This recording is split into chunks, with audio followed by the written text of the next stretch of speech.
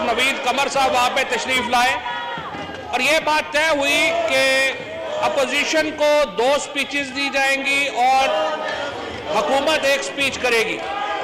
ये बात तय हुई, लेकिन बदकिस्मती से जब ये लोग वापस आए और चैम्बर में पहुंचे तो मुझे पता चला है कि लंदन और इधर जाती उमरा से, लंदन से और जाती उमरा से एक कॉल इनको मौसूल हुई जिसमें बाप और बेटी ने बाकायदा अयाज सादक साहब को झिड़के दी और राना तनवीर साहब को झिड़के दी कि आपकी जुर्रत कैसे हुई है कि आपने ये मुआहदा किया। और उसके बाद ये आप देखें कि ये अब्बासी साहब जो इस वक्त ये प्रोटेस्ट लीड कर रहे हैं, इस प्रोटेस्ट को ये रिजाइन कर चुके थे और मरियम नवाज ने ये कहा अब्बासी साहब को और अपने देवर ये सफदर रवान साहब के जो भाई हैं इनको कहा कि इस्तीफे दे दो और स्पीकर के मुंह पे मारा इस्तीफे। और ये दोनों आपके पास आए स्पीकर साहब और दोनों आपके पांव में बैठ गए कि खुदा के लिए हमने इस्तीफे नहीं दिए। ये और अब ये बैठे हुए ये प्रोटेस्ट कर रहे हैं। और पीपल्स पार्टी की स्पेशली मैं शाजिया मरी जो है उनको बड़ी मुबारकबाद देना चाहता हूं, जिस तरीके से उन्होंने PMLN को आज इस्तेमाल किया है कि चोर चोर के जो सारे पोस्टर हैं ये शाजिया मरी बना के लाई हैं और चोरों को ही हाथ में दे दिया है कि चोर चोर के पकड़ के लेके खड़े हो जाए। हमें पता है, पहली बात यह है कि हमें पता है कि आप माशाल्लाह कायद से लेकर के कारकुनों तक सारी चोरों डाकुओं की पार्टी है अल्हम्दुलिल्लाह। तो हमें ना बताएं, हमें ना बताएं, हमें पता है आपका। जनाब स्पीकर, जिस तरह से जनाब शाह महमूद कुरैशी साहब ने बड़ी तफसील से आपको बैकग्राउंड दिया इस तरमीम का, और ये बड़ी अहम तरमीम है, इस तरमीम के ऊपर बड़ी तफसीली बहस दरकार है। 26वीं आईनी तरमीम पाकिस्तान के आइन के ढांचे से मुतल्लिक है। अब आइन का भी इनको नहीं पता। ये आप देखिए कि सारी जो इनकी इलेक्टेड लोग हैं ये पाकिस्तान के आइन को डेस्क बजाने के लिए इस्तेमाल कर रहे हैं। इससे आप अंदाजा लगा लें इनका क्या हाल है।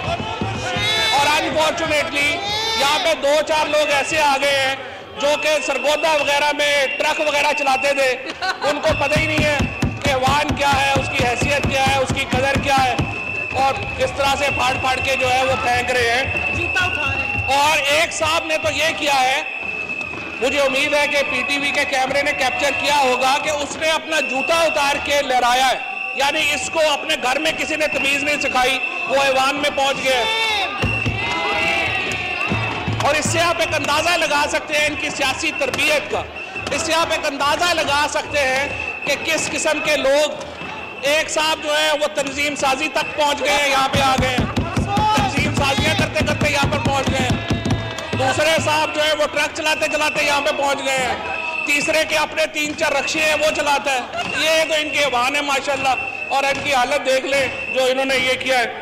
तो इनको आइन की अहमियत का नहीं पता, इनको ये नहीं पता कि इस आईनी तरमीम का मतलब क्या है, इनको ये नहीं पता आमिर डोगर साहब क्या जो है वो करेगी। आमिर डोगर साहब, ये अपोजिशन के इनसे आप मुज़ाकरात करें, इनको जरा आप बैठे इनके साथ, राजा परवेज अशरफ के साथ और इनके साथ प्लीज आप इनके साथ मुज़ाकरात ये कोई फायदा नहीं है स्पीकर साहब के। इनकी जो डोरे हैं वो ऐवान के अंदर हिल ही नहीं रही है तमाम। ये तो बेचारे कठपुतली हैं जो यहाँ पे सारे हमारे सामने खड़े हैं। इनकी डोरे किसी की लंदन में है, किसी की कराची में है, और वो जो ऐवान के बाहर लोग बैठे हुए हैं जो कि स्ट्रेंजर टू द हाउस है, वो इन पुतलियों की तारे हिलाते हैं। लिहाजा इनसे आप मुज़ाकरात करें या ना करें उसका कोई फायदा नहीं है। जनाब स्पीकर, अब मैं इस तरमीम की तरफ आना चाहता हूँ क्योंकि ये बड़ी अहम तरमीम है। शाह महमूद कुरैशी साहब, आप जरा आए एक दफा अपोजिशन के, इनसे आप एक दफा मुज़ाकरात भी करें, बराए मेहरबानी इधर आ जाएं, आप एक दफा इधर आ जाएं। फवाद चौधरी साहब स्पीच कर रहे हैं, आप आके एक दफा बात भी करें। कोई फायदा नहीं है जी, कोई जबान किसी की होगी, इतनी देर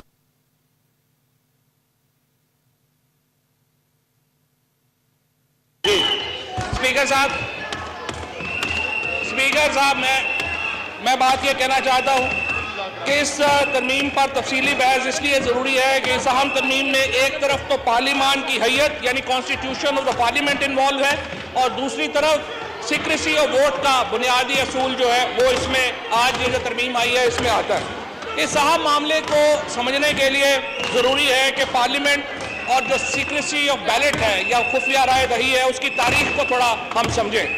पार्लियामेंट और ख़ुसूसन जदीद पार्लियामेंट की तारीख इतनी पुरानी नहीं है, लेकिन जो सीक्रेसी ऑफ बैलेट है उसकी तारीख बड़ी पुरानी है। कदीम रोम और यूनान में, ग्रीक और रोम में खुफिया राय दही का असूल मौजूद था। मखसूस वोटिंग जो थी वो खुफिया थी। मसलन एक टर्म होती थी ऑस्ट्रिसिज्म, जिसके जरिए लोगों को शहर बदर किया जाता था 10 साल। वो जो वोटिंग है वो खुफिया होती थी। और ये मैं आप सारे अपनी अपनी निशस्त पे बैठे, इसके बाद मौका दूंगा, आप बैठे अपनी अपनी निशस्त पे। जो भी अपोजिशन वाला भी बात करना चाहता है उनको भी मौका देंगे। आप बैठे तो अपनी निशस्त पे, आप जाके बैठे ये खत्म करें, आपके बाद मौका देंगे। आप बैठे अपनी निशस्त पे जाके बैठे। इन्होंने कोई नहीं, स्पीकर साहब इनको कोई बात नहीं है, इनको आप बोलने दें, कोई बात नहीं। ऑस्ट्रिसिज्म की जो वोटिंग थी स्पीकर साहब, ये खुफिया होती थी ताकि लोगों को पता ना चले कि मुझे शहर बदर करने के लिए किसने वोट किया है। मॉडर्न पार्लियामेंट जब वजूद में आई है तो ज़्यादातर मुल्कों में जो सीक्रेसी और बैलेट का प्रिंसिपल है उसको मेंटेन किया गया। फ्रेंच कॉन्स्टिट्यूशन के आर्टिकल 31 में जो कि 1795 में बना था, ब्रिटेन बैलेट एक्ट 1872 में बना था, ऑस्ट्रेलिया का जो पहला इलेक्शन हुआ था वो 1901 में हुआ था, और अमेरिका में 1891 में केंटकी की रियासत ने पहली बार खुफिया राय दही की। लेकिन ये 1950 तक अमेरिका में सिलसिला चलता रहा और 1950 में आके अमेरिका में जो हमारा बैलेट है वो मुकम्मल तौर के ऊपर सीक्रेसी और बैलेट के ऊपर जो है वो पूरा आ गया। इसी तरह से हिंदुस्तान में जो पहली बार खुफिया राय दही का और पार्लियामेंट का तस्वर आया, ये 1919 के मोंटो चैम्पियन जो इस्लाहात थी, मोंटो चैम्सफोर्ड जो इस्लाहात थी, उसके नतीजे में 1919 का ऑल इंडिया एक्ट बना था। तो 1919 के कानून में पहली बार खुफिया राय दही जो है वो पार्लियामेंट में आई। इन इस्लाहात, ये जो 1919 की मोंटो चैम्सफोर्ड इस्लाहात थी, उनके ज़रिए पहली बार ये जो मॉडर्न कॉन्सेप्ट्स है पार्लियामेंट के और सीक्रेसी और बैलेट के, ये हमारे इधर हमारे इलाके में जो अब पाकिस्तान है, हिंदुस्तान है, इन इलाकों में ये आया। 1935 के एक्ट में कहा गया कि जो ऐवान बाला है, अच्छा जो 1919 का कानून था ये पहली बार था जिसमें सेनेट इंट्रोड्यूस कराई गई हमारी रीजन में, और इसी एक्ट में जो बैलेट था वो भी खुफिया राय रही थी। 1935 के एक्ट में यह कहा गया कि 260 मेंबर्स के ऊपर काउंसिल ऑफ स्टेट बनाई जाएगी, जिसमें 156 मुंतखब होंगे और 40% को प्रिंसली स्टेट्स यानी राजे महाराजे जो हैं वो नामजद जो है वो करते थे। 1956 में जब हमारा पहला आइन बना तो हमने सेनेट का इदारा ख़त्म कर दिया। ये बड़ी एक दिलचस्प डिपार्चर था पाकिस्तान में कि 1956 के कानून में हमने सेनेट का इदारा ख़त्म किया, जो 1919 के कानून में भी था, 1935 के कानून भी था, लेकिन 1956 के आइन में और बाद में 1962 के आइन में, दोनों में हमने जो सेनेट का इदारा है वो हमने नहीं बनाया। पाकिस्तान बनने के बाद सबसे पहले 1973 का जो आइन जो था उसमें सेनेट का इदारा बनाया गया। ये काफ़ी अजीब बात थी कि हम एक फेडरल स्टेट थे लेकिन हमें यहाँ पे सेनेट का इदारा जो है वो यहाँ पे नहीं बनाया गया। अमेरिका में 1788 में ये आइन मंजूर हुआ था, लेकिन 125 साल तक अमेरिका में सेनेट के इंतखाबात बराह रास्त नहीं हुआ करते थे।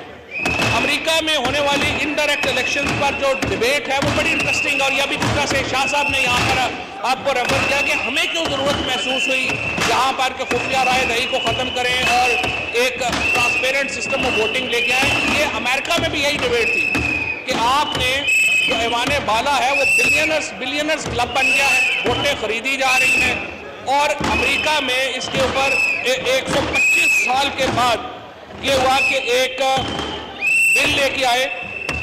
100 साल तक ये बिल 100 साल तक पेंडिंग रहा अमेरिका में, क्योंकि जो मिलियनर्स बैठे हुए थे ऐवान बाला में, सेनेट में, अमेरिका